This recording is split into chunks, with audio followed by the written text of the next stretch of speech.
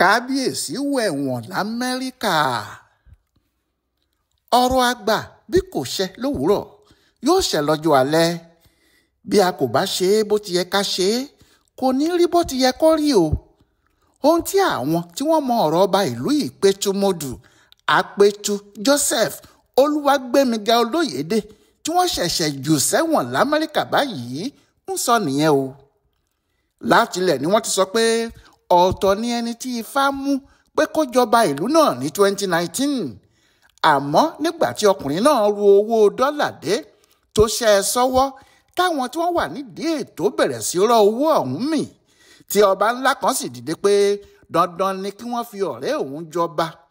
Níbẹ̀ ni kò ti sẹ́ni tó tẹ̀lé ọ̀rọ̀ Ifá mọ́, tí wọ́n sì fi Olóyèdè jẹ ọba ìlú Ìpetumodù. Àmọ́ òṣè ní ṣáájú ẹkún àbámọ̀ wọn agbẹ̀yìn ọ̀rọ̀. Àwọn ọ̀tọ̀kùlú ìlú pé wọn ò rí ẹbọ àbámọ̀ ṣe. Ọ̀rọ̀ ti di àbámọ̀ báyìí nítorí wọ́n ti ju Àpètù sẹ́wọ̀n l'Amẹ́ríkà o. Ọjọ́ Ìṣẹ́gun Túsídéè ọjọ́ 26 oṣù kẹjọ ọdún 2025 yìí ni wọ́n ju ọba ìlú ńlá náà sẹ́wọ̀n. Adájọ́ Christopher A. Boyko ló sọ ọba náà sí ẹ̀wọ̀n ọdún 4 àti oṣù 8. Yàtọ̀ sí eléyìí, bí ọba náà bá ṣẹ̀wọ̀n bíi ọdún 5 yìí tán, ọdún 7 míì tó tẹ̀lé ni yóò fi tún máa ṣẹ̀wọ̀n abẹ́lé.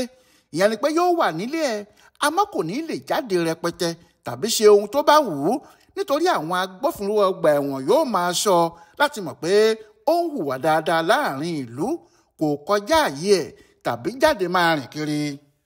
Ní gbogbo àkókò yìí náà, ẹ̀wọ̀n náà ni ọba náà ṣì wà. Yóò kàn wà nílé ara ẹ̀ ni, ìyẹn lẹ́yìn tó bá ti kọ́kọ́ lò bíi ọdún 5 nínú gàlagàla. Bákan náà ni wọ́n gba ilé lọ́wọ́ ọba yìí. Ilé ẹ̀ tó wà ní Fute Road ní ìlú Medina lágbègbè Ohio níbẹ̀. Ìjọba gbẹ́sẹ̀ lé pátápátá ni, àti bí ẹgbẹ̀rún lọ́nà 100 owó dọ́là kan tí wọ́n kàn nínú àkáǹtì ẹ̀. Wọ́n ní lára owó tó lu àwọn ará Amẹ́ríkà ní jìbìtì ẹ̀ ni. Lẹ́yìn náà ni yóò ṣẹ̀ṣẹ̀ wá san bíi mílíọ̀nù 4.5 owó dọ́là, ìyẹn bíi bílíọ̀nù 6 owó náírà tilẹ̀ wa níbí. Ìyẹn yóò sì dúró bíi owó gbàmábínú fáwọn ọmọ Amẹ́ríkà, nítorí pé ó pè wọ́n lọ́bọ, ó lù wọ́n ní jìbìtì, ó jí wọn lówó kó. Lóòótọ́ ni àwọn nǹkan oríṣiríṣi ti ń ṣẹlẹ̀ nílẹ̀ yìí tẹ́lẹ̀, àmọ́ kò tíì sí ìgbà kan tí ọba ilẹ̀ Yorùbá kan fi ẹsẹ̀ ara ẹ̀ rìn kúrò nílé lọ wẹ̀wọ̀n ní orílẹ̀-èdè míì. Pàápàá kó tún wá jẹ́ òun ló jẹ̀bi, òun ló jà wọ́n lólè, òun ló ṣe ohun tí ọba kò gbọ́dọ̀ ṣe. Àpètù Ìpetumodù yìí làkọ́kọ́ o. Ohun tó jẹ́ kí ọ̀pọ̀ ọmọ Yorùbá máa pe kinní náà ní nǹkan aburú nìyí, tí wọ́n sì ń bu ẹnu àtẹ́ lu àwọn afọbajẹ àti ìjọba pé èèyàn ráúráú ni wọ́n fi jọba. Bẹ́ẹ̀ àwọn náà mọ̀ bẹ́ẹ̀, tàbí ó yẹ kí wọ́n ti mọ̀ tẹ́lẹ̀. Ìdí tí wọ́n fi ń sọ báyìí ni pé ohun tó ṣẹlẹ̀ fi hàn gbangba pé kì í ṣe àkọ́kọ́ tí ọba Olóyèdè yóò hùwàkiwà báyìí nìyí. Ọ̀nà tó fi ṣe kinní ọ̀hún fi hàn pé ó ti ń ṣe é tipẹ́. Ó ti ń ja orílẹ̀-èdè Amẹ́ríkà lólè, ó sì ti sọ jìbìtì àti ìwà pálapàla lóríṣiríṣi di iṣẹ́ ṣíṣe. Bákan náà ni kì í ṣe púrùǹtù, kì í ṣe ẹni tí kò mọ òfin, ká bá sọ pé kò mọ ohun tó ń ṣe ni. Àkọ́ṣẹ́mọṣẹ́ tó mọ òfin dáadáa ni. Bó ṣe jẹ́ ọmọ Nàìjíríà, bẹ́ẹ̀ ló jẹ́ ọmọ orílẹ̀-èdè Amẹ́ríkà. Tó bá sì jẹ́ pé ó fi ọwọ́ síbi tí ọwọ́ ń gbé ni, kò sí àǹfààní kan tí ó wà ní Amẹ́ríkà tí kò ní jẹ. Àmọ́ àǹfààní tí wọ́n fóun àti gbogbo àwọn òyìnbó Amẹ́ríkà lòun lò nílòkulò yìí, ohun tó gbé e dẹ́wọ̀n nìyẹn o. Fún gbogbo ẹni tó bá ti gbàgbé, ká rán ara wa létí kò ṣe nǹkan kan. Amẹ́ríkà yìí ni Joseph Olóyèdè ń gbé. Àdúgbò Medina ní Ohio ló ń gbé. Ó sì ti bá wọn ṣiṣẹ́ níbẹ̀ dáadáa kó tó padà wálé wá jọba ní 2019. Àmọ́ kò fi ìlú òyìnbó yìí sílẹ̀. Bó ṣe ń lọ ló ń bọ̀. Ó sì ti mọ́ àwọn ará Ìpetumodù lára pé ọba àwọn kì í fi ìlú òyìnbó sílẹ̀, nítorí níbẹ̀ ni ìyàwó àti àwọn ọmọ ẹ̀ ṣì wà. Ṣùgbọ́n kò wá sẹ́ni tó mọ̀ pé bó ti ń lọ tó ń bọ̀ yìí, nǹkan míì ló ń ṣe l'Amẹ́ríkà. Nígbà tí wàhálà àjàkálẹ̀ àrùn COVID-19 fẹjú ní ọdún 2020, tí ìnira sì pọ̀ fún gbogbo ayé, ìjọba Amẹ́ríkà ṣètò kan. Ètò tí wọ́n ṣe ni láti mú ìdẹ̀ra bá àwọn èèyàn tiwọn, kí ìnira náà lè dínkù fún gbogbo wọn. wọ́n gbé ètò kan kalẹ̀ tí wọ́n pè ní Small Business Administration tàbí SBA. Èyí wà fún àwọn oníléeṣẹ́ kéékèèké kí wọ́n lè yá wọn lówó kan láti máa fi ṣètò iléeṣẹ́ wọn tí wàhálà tí COVID mú dání kò fi ní jẹ́ kí wọ́n ti iléeṣẹ́ wọn pa. Bẹ́ẹ̀ ni wọ́n ní ètò míì fún àwọn òṣìṣẹ́ gbogbo pé iléeṣẹ́ wọn lè gba àwọn owó kan fún wọn láti máa rí ná nítorí wàhálà yìí. Bí owó náà yóò ṣe tẹ àwọn òṣìṣẹ́ wọn lọ́wọ́ ni pé iléeṣẹ́ tí wọ́n ti ń ṣiṣẹ́ yóò kọ orúkọ wọn ránṣẹ́ sí ẹ̀ka ìjọba tó ń ṣètò yìí. Wọn yóò sì sanwó náà fún iléeṣẹ́ yìí láti fún àwọn òṣìṣẹ́ wọn. Orúkọ tí wọ́n pe ètò náà ni Paycheck Protection Program tàbí PPP. Nígbà tí ìjọba Amẹ́ríkà gbé ètò yìí kalẹ̀, kíá ni Kábíyèsí tiwa níbí ti wá ọ̀nà láti dá ihò kan lu níbi tí yóò ti rí owó náà gbà sápò ara tiẹ̀. Kíá ló ti kó àwọn iléeṣẹ́ bíi 6 kalẹ̀. Iléeṣẹ́ 6 ló sì lóun fẹ́ fi yáwó tí òun sì tún fẹ́ gba owó fáwọn òṣìṣẹ́ òun. Lára àwọn iléeṣẹ́ tí bàbá lò ní Available Tax Services, Available Tutors, Available Financial, Available Transportation àti JO&A. Gbogbo àwọn iléeṣẹ́ yìí ni ọba Olóyèdé fi dẹ pàkúté fáwọn òyìnbó Amẹ́ríkà.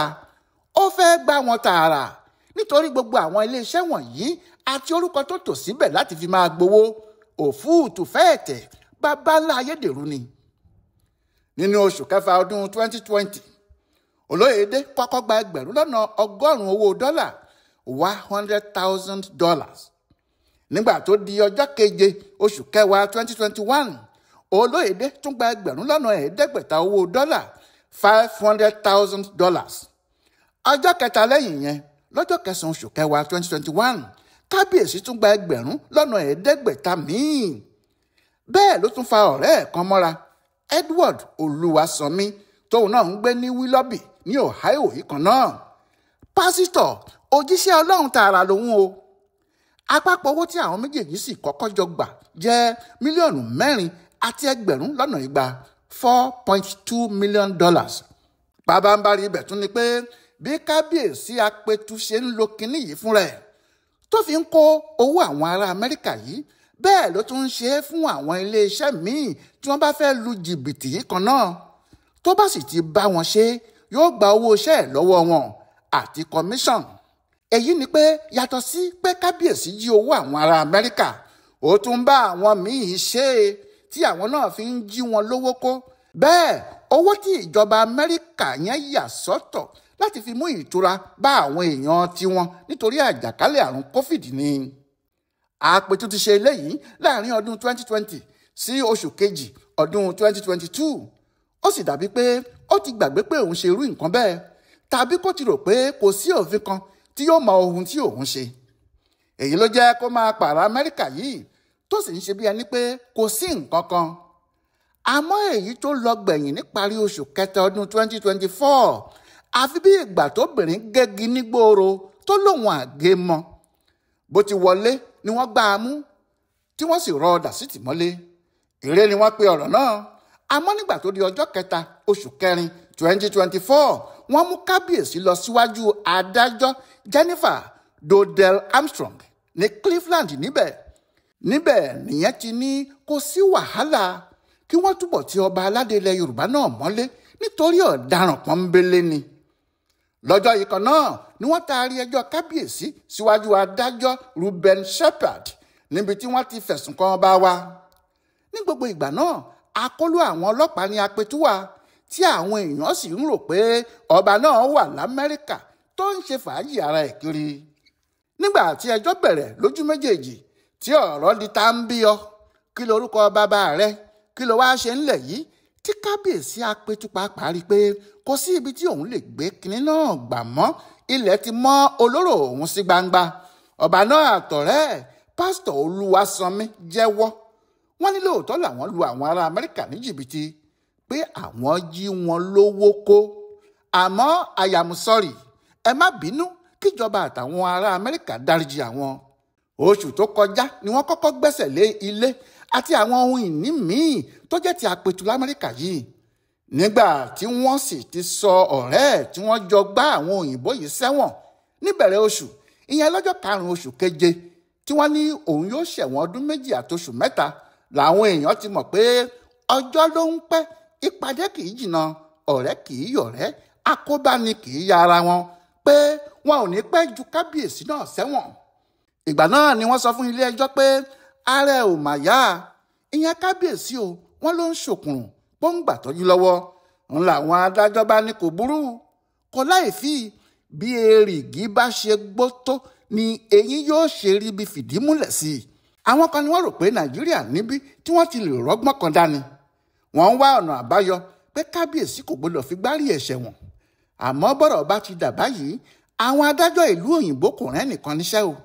Kódà béèyàn fi aṣọ òfì dádà ń dógó, wọn yóò mú nǹkan ẹ̀ fún ni, ìyẹn tó bá ti jẹ̀bi tó ṣẹ̀ sófin wọn. Bẹ́ẹ̀ ni wọ́n wọn Kábíyèsí ní nǹkan ẹ̀. ńlọba Joseph Olóyèdé, àpètù ìlú Ìpetumodù, bá dèrò ẹ̀wọ̀n l'Amẹ́ríkà. Adájọ́ ayé kan kò lè yọ ọ́ jáde. Bẹ́ẹ̀ lépo òyìnbó dàpọ̀ mọ́ yẹ̀pẹ̀ tí kò ṣeé yanjú mọ́. Ilá kólóko kò yá sè jẹ. Ọláyíwọlá Alága ló gbọ́ ohun tó ṣẹlẹ̀ sí àpètù Ìpetumodù l'Amẹ́ríkà, tó sáré mú un wá fún bùdó àgbáyé fún àṣà àtìṣe Yorùbá World Center nínú ọgbà Yunifásítì Ìbàdàn. Ẹ̀yin náà ẹ kú etí gbé eléyìí o.